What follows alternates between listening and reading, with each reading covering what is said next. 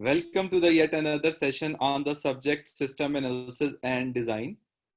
In our previous lectures, we were discussing the concept of the coupling and the types of coupling. The topic of today's discussion is cohesion.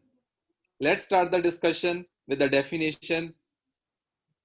Cohesion can be defined as a measure of degree to which the elements of the module are functionally related. तो जब हम coupling कर रहे थे we were talking about the inter module relationship, inter module communication की दो modules के बीच में कम्युनिकेशन कैसे हो रही है, कितनी हो रही है. But in cohesion we will be talking about the functionality of the module within. एक मॉड्यूल के अंदर कितने अलग अलग एलिमेंट्स हैं और वो फंक्शनली कितने रिलेटेड हैं एक दूसरे के साथ. That is called cohesion. तो coupling means degree of interdependence between two different modules, लेकिन cohesion means degree to which the elements of the module are functionally related. कि एक मॉड्यूल आपने डिजाइन किया to perform a specific task, उस module के जो different elements हैं वो फंक्शनली एक दूसरे के साथ कितने रिलेटेड हैं. तो ये वो जो एलिमेंट्स हैं मॉड्यूल के वो ज्यादा से ज्यादा आपस में रिलेटेड होने चाहिए. तो इट मींस कोहेजन को हमने रखना है हाई, क्योंकि we will be designing a module to perform a single task only. क्योंकि हमारा मेन मोटिव क्या रहता है, सपोज कीजिए हमने कोई मॉड्यूल डिजाइन किया, let's name it as A. मैंने ए मॉड्यूल बनाया, उसमें सपोज करो कि 5 एलिमेंट्स हैं, E1, E2, E3, E4 and E5. तो कपलिंग कोहेजन मींस कि ये जो डिफरेंट 5 एलिमेंट्स हैं वो फंक्शनली एक दूसरे के साथ कितने रिलेटेड हैं. क्योंकि मैंने जो मॉड्यूल बनाया है that is to perform a specific task, तो इट मींस उसके जो एलिमेंट्स हैं वो भी फंक्शनैलिटी में रिलेटेड होने चाहिए. जितने से ज्यादा आपस में रिलेटेड होंगे उतना अच्छा है, जितने ये कम रिलेटेड होंगे उतना ही डिजाइन में आपके no you will be having the chances to get the problems in the system. तो एलिमेंट्स में ज्यादा से ज्यादा एक ही मॉड्यूल के डिफरेंट एलिमेंट्स में ज्यादा से ज्यादा फंक्शनली रिलेटेड होने चाहिए वो. सो जैसे मैंने आपको बताया, the cohesion should be high and it is achieved only if the modules carries out a single processing function. That is, activities in a module are related with only one task. तो अगर obviously अगर आपका module जो है एक module different काम करेगा तो डिफरेंट काम के लिए डिफरेंट एलिमेंट्स होंगे. तो डिफरेंट एलिमेंट्स होंगे तो उनका जो उनकी जो फंक्शनैलिटी रिलेटेड फंक्शनैलिटी है वो तो रहेगी नहीं, क्योंकि एक मॉड्यूल एक एलिमेंट अलग काम कर रहा है सेम मॉड्यूल का, दूसरा एलिमेंट अलग काम कर रहा है. क्योंकि आपने मॉड्यूल को इस हिसाब से डिजाइन कर लिया कि वो एक फंक्शन नहीं परफॉर्म कर रहा, वो मल्टीपल फंक्शंस परफॉर्म कर रहा है. तो हमें इस चीज से बचना है. हमें ज्यादा से ज्यादा ट्राई करना है कि हमारा जो मॉड्यूल है वो एक काम ही करे. अगर वो एक ही काम करेगा तो जितने भी उसके एलिमेंट्स होंगे they will be functionally related. Talking about the types of cohesion can be of 7 types. The first one is called functional cohesion. The second is sequential. The third is communication. Fourth is procedural. Fifth is temporal. Sixth is logical. And seventh is coincidental cohesion. तो आप notice कर सकते हो जैसा जैसा आप move करते हो top to bottom, basically you move from best to the worst. तो इट मींस फंक्शनल जो कोहेजन है दैट इज बेस्ट. लेकिन if your module has the sequential cohesion that is also good but not as good as compare to the functional cohesion. उसके बाद communication cohesion, हाँ communication cohesion भी average है but ये इससे ज्यादा अच्छी सीक्वेंशियल और फंक्शनल है. तो जैसे जैसे आप ऊपर से नीचे आ रहे हो वैसे वैसे कोहेजन है जो लो हो रही है और जितनी कोहेजन लो होगी उतना ही डिजाइन आपका it will be considered bad. और जैसे जैसे आप नीचे से ऊपर जाते हो कोहेजन का साइज इंक्रीज होता है। तो means this is the high and this is the low. So it means जितने आप ऊपर से नीचे जा रहे हो आपकी कोहेजन लो हो रही है, कोहेजन लो हो रही है तो इट मींस डिजाइन जो है आपका that will be considered bad. So this is the point.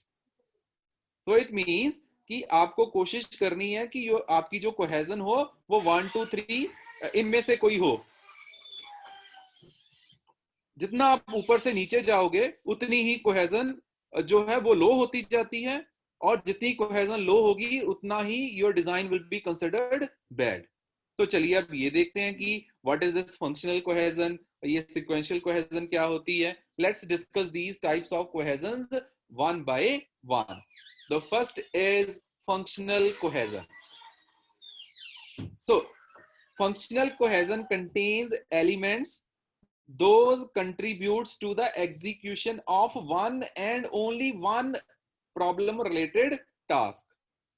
तो फंक्शनल कोहेजन में वही एलिमेंट्स होते हैं जो सिर्फ एक ही काम करते हैं, इसके अलावा वो कोई काम ही नहीं करेंगे। जैसे फॉर एग्जांपल आपका मॉड्यूल है assigning the seat number to the student, बस आपका एलिमेंट यही काम कर रहा है, कुछ नहीं कर रहा। और दूसरा है रीड द स्टूडेंट रिकॉर्ड, मतलब ये सपोज करो वो आपका मॉड्यूल जो है वो एक स्टूडेंट जो डिफरेंट स्टूडेंट्स हैं उनके रिकॉर्ड को रीड करता है, तो उसके जो एलिमेंट्स हैं वो यही काम करते हैं, सिर्फ वो स्टूडेंट के रिकॉर्ड्स को रीड ही करते हैं। तो इट मींस आपके जो मॉड्यूल के एलिमेंट्स होंगे they will be contribute to the execution of one and only one problem related task। वो एक ही प्रॉब्लम रिलेटेड टास्क को परफॉर्म करेंगे उसके एलिमेंट्स। तो आप इसको ऐसा मानो कि now suppose this is your module A and this is used to assign the seat number to the students. तो इस मॉड्यूल ए के जितने एलिमेंट्स होंगे वो सारे एक ही काम करेंगे। क्या काम करेंगे? To assign the seat number to the students. This type of cohesion is called functional cohesion, and this is the best type of the cohesion. The second is sequential cohesion. Now let's discuss what is this sequential cohesion. In sequential cohesion, the elements are involved in activities such that the output data from one activity serves as a input data to next activity। तो अब क्या है, suppose कीजिए आपके पास है एक module A, उसमें है आपके पास लेट्स से 4 मॉड्यूल्स या 5 मॉड्यूल्स।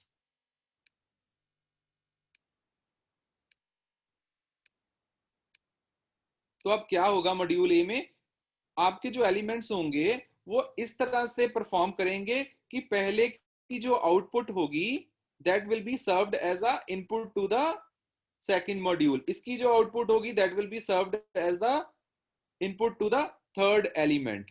तो एक एलिमेंट की output will be served as the input of the second element. This type of cohesion is called sequential cohesion. जैसे फॉर एग्जांपल हमारी अब ये एक एक्टिविटी है, ये देख लो, जैसे take a pot, put water, put sugar, put powder, put milk, switch on gas, put the pot on the flame, switch off gas if it boils। so ये जो सारा जो आपका मॉड्यूल है ये है बेसिकली आपको बॉयल करना है पानी को, ठीक है जी, बेसिकली चाय बनानी है आपने। तो अब चाय बनाने के मॉड्यूल में आपके पास डिफरेंट एलिमेंट्स हैं। पहला एलिमेंट जो है उसका ये काम है, उसकी आउटपुट होगी that will be the input for the second element, so like this. तो आपका मॉड्यूल एक ही काम कर रहा है लेकिन उसके अंदर जो एलिमेंट्स हैं उसमें क्या हो रहा है, एक की output is served as the input to the second element. The third is communication cohesion. So communication cohesion में क्या है, now suppose you have a module in which the elements contributes to the activity that uses the same input or output data। तो इसमें क्या होता है कि आपका जो मॉड्यूल होता है उसमें हम इस कहेंगे कि उसमें कम्युनिकेशनल कोहेजन है। कब है? जब उसके जो डिफरेंट एलिमेंट्स हैं वो same input and output data को यूज कर रहे हैं. Now let's suppose this is the module A having two elements E1 and E2. E1 and E2, they are using the same input and output data. This type of cohesion is called communication cohesion. For example, find the name of the item, find the price of item, find size of item. अब ये देखो कि ये अलग अलग सारे elements हैं, लेकिन देखिए बट ये जो इनपुट और आउटपुट डेटा है वो सेम यूज कर रहे हैं, because all the elements are working on the item itself. So this type of cohesion is called communication cohesion. The fourth is procedural. Now procedural cohesion हम कब बोलेंगे? Now if your module contains different and unrelated activities and controls flow sequentially for one activity to the next activity, तो अब आपका module है, उसमें जो elements हैं वो सारे डिफरेंट हैं और अनरिलेटेड हैं. अब देख ही सकते हो कि एलिमेंट्स हैं जो अनरिलेटेड होने स्टार्ट हो गए हैं. ये दोनों एलिमेंट्स अनरिलेटेड हैं, लेकिन इनको जो कंट्रोल हो रहा है वो सीक्वेंशियली हो रहा है. मतलब एक फिक्स सीक्वेंस होगा, चाहे E1 और E2 दोनों का आपस में कोई रिलेशन नहीं है, लेकिन ये कैसे काम करेंगे उसका सीक्वेंस फिक्स्ड है. फॉर एग्जांपल जैसे सपोज कीजिए दिस इज योर मॉड्यूल, जिसमें देखिए make a phone call, take a shower, ये सारे अलग अलग हैं. ये एलिमेंट्स अलग अलग काम कर रहे हैं आपके मॉड्यूल के, लेकिन इनका एक पर्टिकुलर सीक्वेंस है. तो एक पर्टिकुलर सीक्वेंस क्या है कि पहले यही एलिमेंट चलेगा, फिर दूसरा, फिर तीसरा, देन द नेक्स्ट. ये नहीं कि कोई पहले चल गया, कोई ऑर्डर हम मेंटेन नहीं करेंगे. चाहे एलिमेंट्स हैं जो आपस में फंक्शनली रिलेटेड नहीं है, लेकिन उनका order of execution, the sequence of execution will be fixed. Number 5 is temporal cohesion. तो अब हम कहेंगे कि कोई मॉड्यूल कब टेम्पोरल कोहेजन कंटेन करता है? When it contains different activities which are related to the time where sequential execution of activities is not important. तो अब क्या हो गया? अब आपके मॉड्यूल में क्या है? डिफरेंट एलिमेंट्स हैं. अब ये डिफरेंट जो एलिमेंट्स हैं ये आपस में रिलेटेड नहीं है, लेकिन अब इनका सीक्वेंस भी नहीं है, but all the elements are related to the time. हर एलिमेंट का एक टाइम है, उस टाइम पे वो एलिमेंट होगा. मतलब सीक्वेंस भी जरूरी नहीं है, उनका आपस में कोई फंक्शनल रिलेशन भी नहीं है, बट हर एलिमेंट का टाइम जो है वो फिक्स्ड है. जैसे सपोज कीजिए these are the different elements of the same module: turn on TV, brush teeth, go to the garden, go to office, go to bed. I mean you cannot have the sequence. इसमें कोई fix sequence नहीं है, but हर element का time जो है वो fixed है. The sixth is logical cohesion. तो in logical cohesion a module contains more than one activity which are of same category and they are selected from the outside the module.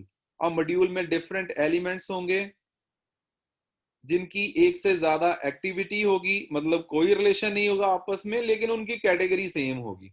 For example now suppose this is your module and having the different elements. अब आप देख सकते हो कि basically जो main purpose है that is travelling, लेकिन go by plane, go by train, go by car, go by boat, elements अलग अलग हैं, उनके फंक्शंस अलग अलग हैं, बट उनकी कैटेगरी एक ही है. This type of cohesion is called logical cohesion. Last and worst type of cohesion is called coincidental. Now, a module contains more than one activity. In coincidental cohesion क्या होता है? एक मॉड्यूल में एक module जो होता है उसमें मल्टीपल एक्टिविटीज होती हैं, उनकी कैटेगरी सेम नहीं होती, उनमें कोई रिलेशन ही नहीं होता, ना उनका कोई फिक्स टाइम है, ना कोई सीक्वेंस है, ना वो फंक्शनली रिलेटेड है, ना वो एक एक्टिविटी से रिलेटेड है. हर एलिमेंट की एक्टिविटी अलग, हर एलिमेंट की कैटेगरी अलग, उनमें कोई फंक्शनल सिमिलैरिटी नहीं है. तो ऐसी कोहेजन को बोलते हैं कोइंसिडेंटल.